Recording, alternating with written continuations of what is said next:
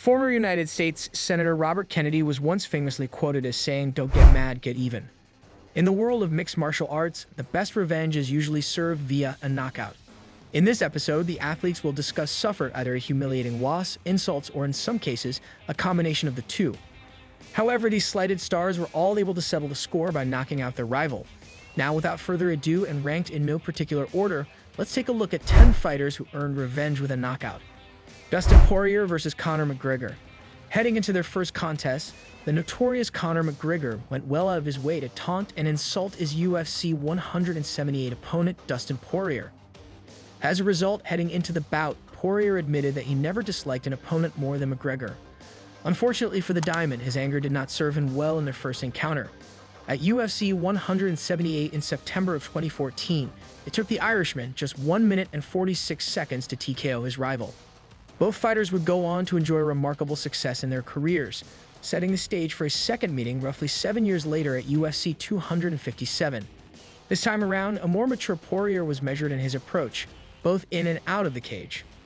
For his part, McGregor refrained from his usual trash talk and was complimentary towards his rival. Still, when it was time for their second tussle, the fighters went after it. While McGregor enjoyed some early success, Poirier turned the tables in the second round and evened up their rivalry with a second-round TKO. Over half a decade later, Dustin Poirier had avenged one of his most heartbreaking losses and set himself up for a very lucrative trilogy fight. Tito Ortiz versus Guy Mezger. At UFC 13, Lions Den product Guy Mezger had advanced to the lightweight tournament finals during a time in which lightweight meant any fighter under 200 pounds. After Mezger's initial opponent could not compete in the finals, an alternate would be called on to step in. That alternate was a 22-year-old kid out of Huntington Beach, California named Tito Ortiz. Ortiz got off to an excellent start and was controlling the fight early. However, Mezger was able to turn one of his opponent's takedown attempts into a guillotine choke and secure. As a result, Ortiz was forced to watch Mezger and his Lions Den teammates celebrate as he paced around the cage in frustration. In March of 1999, roughly a year and a half after their first encounter, Mezger and Ortiz met for a second time at UFC 19. The California native dominated his opponent this time, picking up a TKO victory in just under 10 minutes. Of course, simply evening the score wasn't enough for Ortiz, who proceeded to don that directly insulted Mezger. The action infuriated Mezger's trainer and Lions Den founder Ken Shamrock and would catalyze one of the most heated rivalries in MMA history. Brock Lesnar versus Frank Mir. Back in the late 2000s, Brock Lesnar was a former WWE champion who was looking to make a name for himself in the world of mixed martial arts. After only one professional fight, the UFC opted to sign the former collegiate wrestling champion. Despite his inexperience, the organization decided to pit Lesnar against former heavyweight champion Frank Mir in his promotional debut at UFC 81. Unfortunately, his first bout on the big stage ended in disaster. Mir was able to capitalize on his opponent's aggression and lock in a fight-ending knee bar early in the first round. Though many pundits were ready to write Lesnar off, he recovered nicely by winning his next two bouts, including a remarkable victory over Randy Couture for the UFC heavyweight title. His success set the stage for a second showdown with Mir at UFC 100. Prior to the encounter, Mir boasted that he could beat Lesnar 99% of the time. However, when the two met again in July of 2009, Mir was either incredibly unlucky or made a gross miscalculation. At UFC 100, Lesnar absolutely pummeled his opponent on his way to securing a first-round TKO victory, emphatically avenging his lackluster promotional debut. Shogun Rua versus Lyoto Machida. At UFC 104, undefeated champion Lyoto the Dragon Machida battled Pride legend Mauricio Shogun Rua in a high-stakes main event bout. That evening, Shogun frustrated the champion with a series of kicks to the legs and body. Moreover, Shogun outstruck his opponent by a significant margin in terms of volume. When the fifth round came to a close, most onlookers, including UFC President Dana White, thought the Dragon's days as champion had come to an end. However, the judges scoring things cage-side saw things a little differently. Shockingly, Machida was awarded a controversial unanimous decision victory. Unsurprisingly, given this controversy, an immediate rematch was booked for UFC 113 in May of 2010.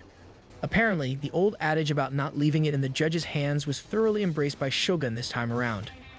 Midway through round one, Shogun landed a brutal right hand that sent his opponent crashing to the mat. He followed it up with a flurry of big shots that forced the referee to stop the contest. With the finish, Shogun Rua proved who the better fighter was and became a UFC champion in the process. Stipe Miocic versus Daniel Cormier.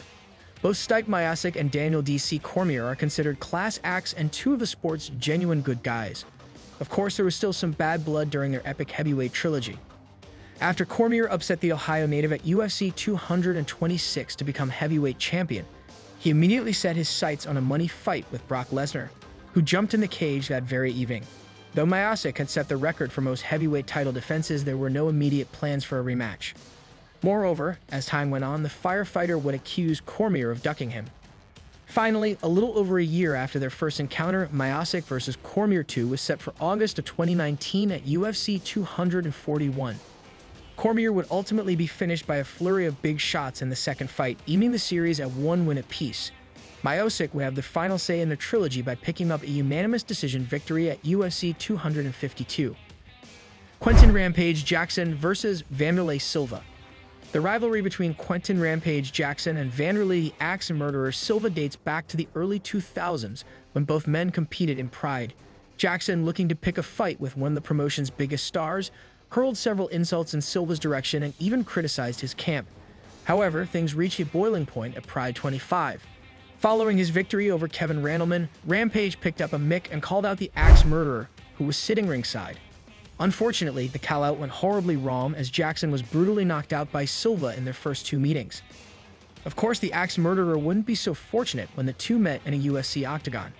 At UFC 92, in what would be their third encounter, Jackson got a measure of revenge when he landed a vicious left hook that put his opponent to sleep. Years later, though both fighters are well past their prime, the rivals would compete one last time at Bellator 206.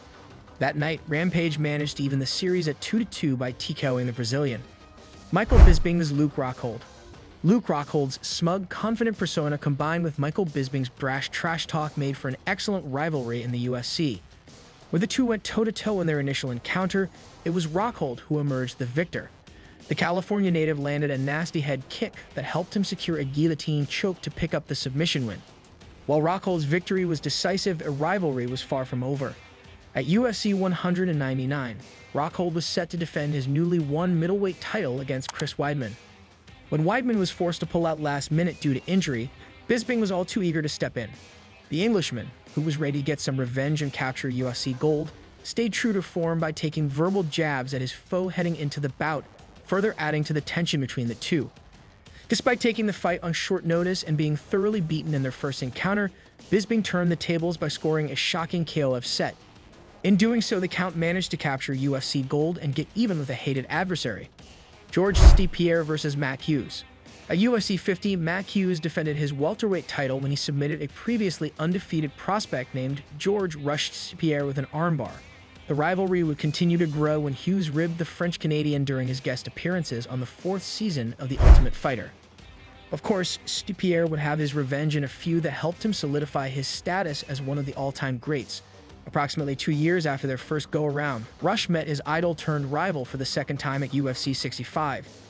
In the second contest, it soon became apparent that Stipe was a much improved fighter. He would end up the bout via an impressive TKO setup with a well-timed head kick. In what would be their last meeting at UFC 79, things came full circle when Stipe won the contest via armbar in a dominant showing.